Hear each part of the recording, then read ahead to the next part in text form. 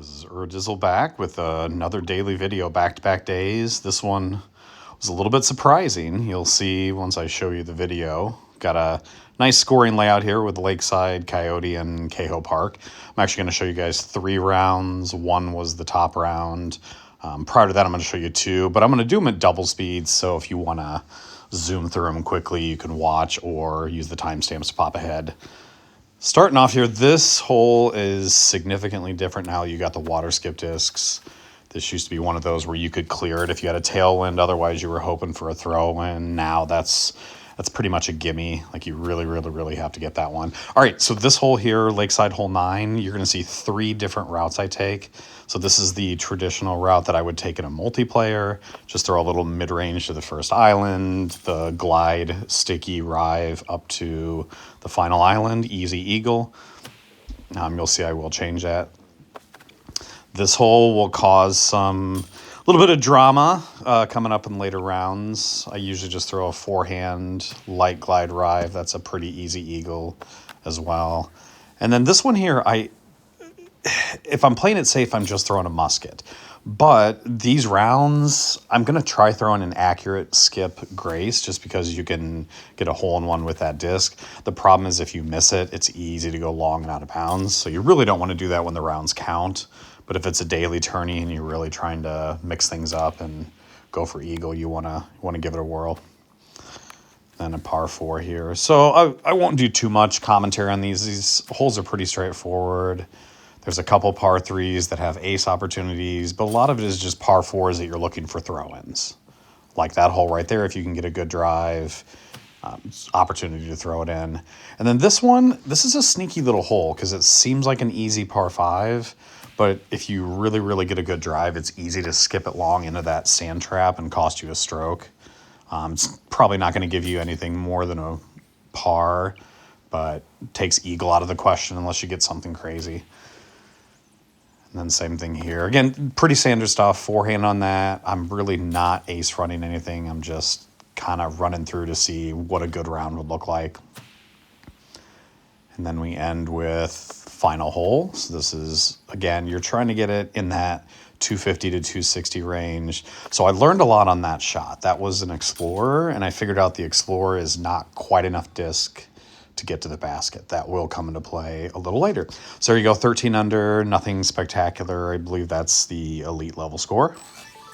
So we'll finish this one off, and then I'm going to run through it a second time, again at double speed. Got to level up there. None of those 3 really look appealing. Probably pick the water skip disc. All right, so we're going to run through a second time now. Same layout, same strategies, except there's a couple holes where I'm going to try to change a few things. So you see 15 under is low score. So that is our target. So whatever I did there, I'm going to have to pick up 2 strokes. Could be on the par 3s, could be thrown on the par 4. We'll kind of see. All right, so the second round, hole 1, not making any changes. The first shot there leaked a little left, but that's a pretty easy eagle like we said before.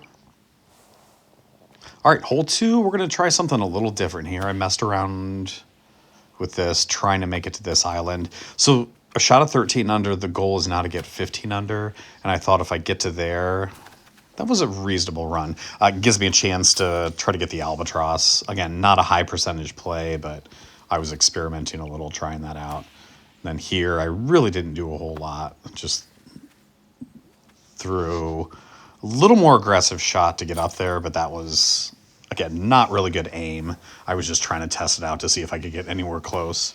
All right, there's the accurate skip. So that one right there, just not a good shot.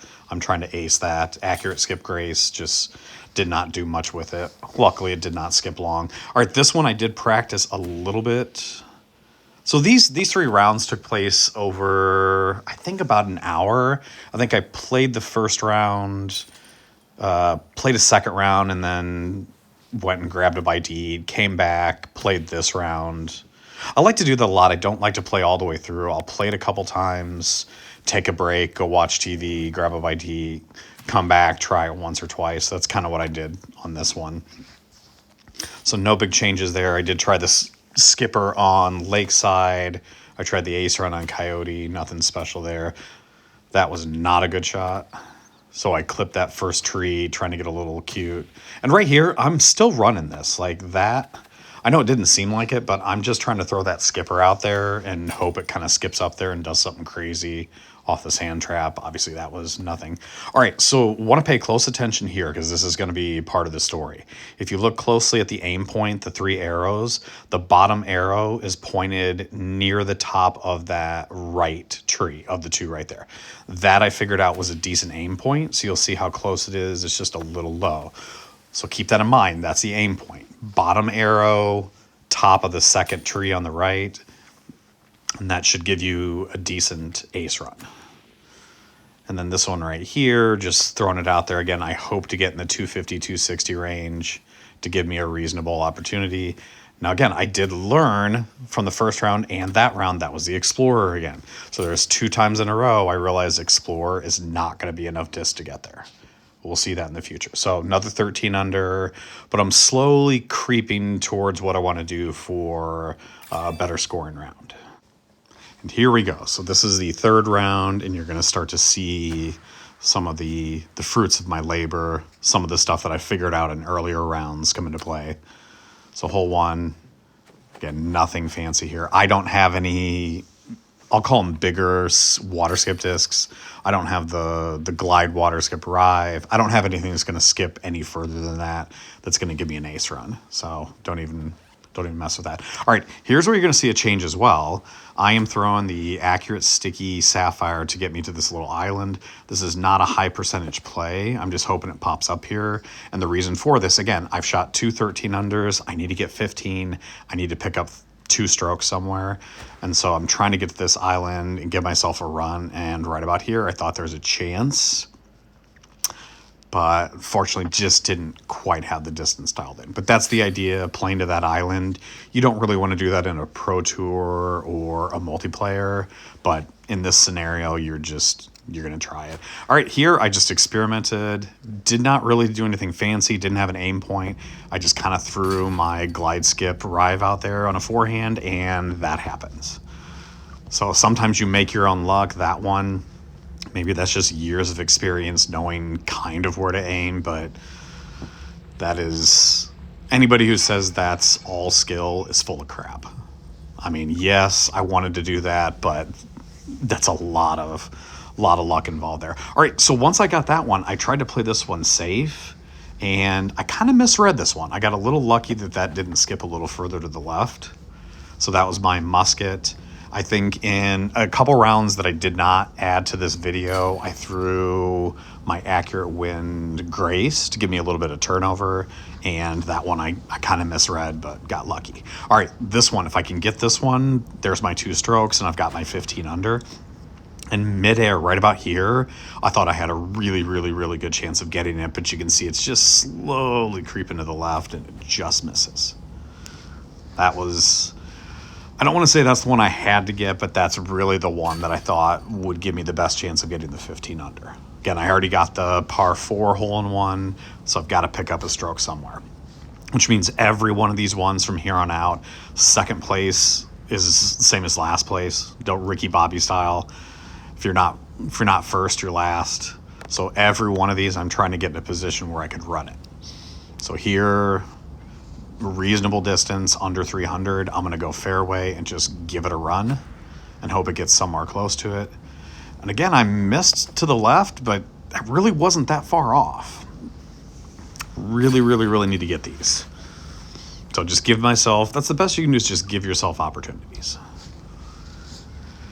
All right, the par 5, I do not want to go in the sand trap. So I put what I thought was a lot of turn, and right here, if you get a big skip, there's a strong chance of it going in that sand trap. And I got really lucky that the angle it hit the ground did not really do a whole lot.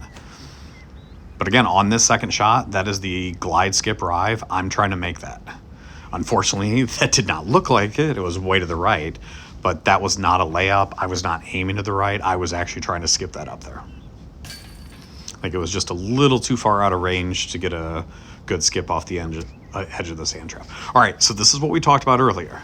Now remember the aim point. The aim point is supposed to be bottom arrow, top of that second tree. And if you notice, I misjudged this. That is the second arrow, which means I messed up, and I messed up in a big way.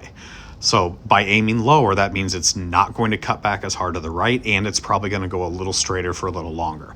So when I threw this about mid-flight, I realized I messed up. And right about here, if you could feel what I felt, that sinking feeling like you've got a really good round going and you just screwed it up. That's all I could think about. I'm like, this is going in the water. I just gave away the round. But Disc Golf Valley has a way of correcting your mistakes for you. And so right there, it just happens to hit the hill or the little ledge there at the exact same angle I needed and kicked it back. That was 100% luck. I did not deserve that one. But if you play games like this or pretty much any sport, you will take the luck as it comes. Like, you're not going to be, beggars can't be choosers. You take it when you get it.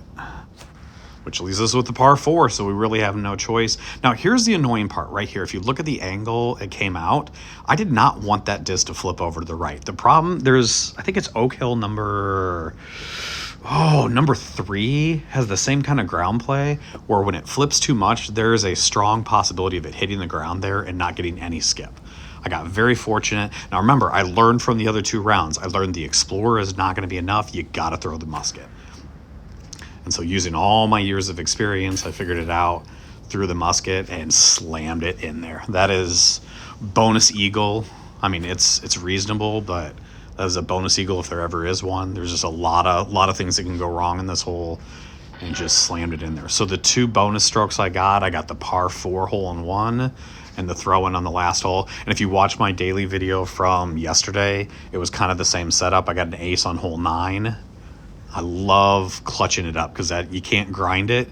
You just got to hope that you know what you're doing, read the terrain, read the distances, and get the shot. So there you go. There's your 15 under, and that should tie for the lead. Again, I don't see any 16 unders on this. I just don't see where people are going to grind for that. And that's back-to-back dailies. So I was talking to somebody on the Facebook page about how many of these I had. I think that's probably 160 or 170 daily wins or ties. It's just still feels good to get those, especially when you come up clutch and nail something on the last hole. So there you go, 15 under, some solid shooting, couple fortunate kicks, just some nice shots. Felt really good to get a couple back-to-back daily tournament wins. And the bag is just starting to come together. I just feel really comfortable with all the discs I got in there, and seems to be working out well. So hopefully you guys enjoyed. And I am starting to work on another ace video, so we'll see how that progresses, and I'll keep you guys posted in future videos. Thanks.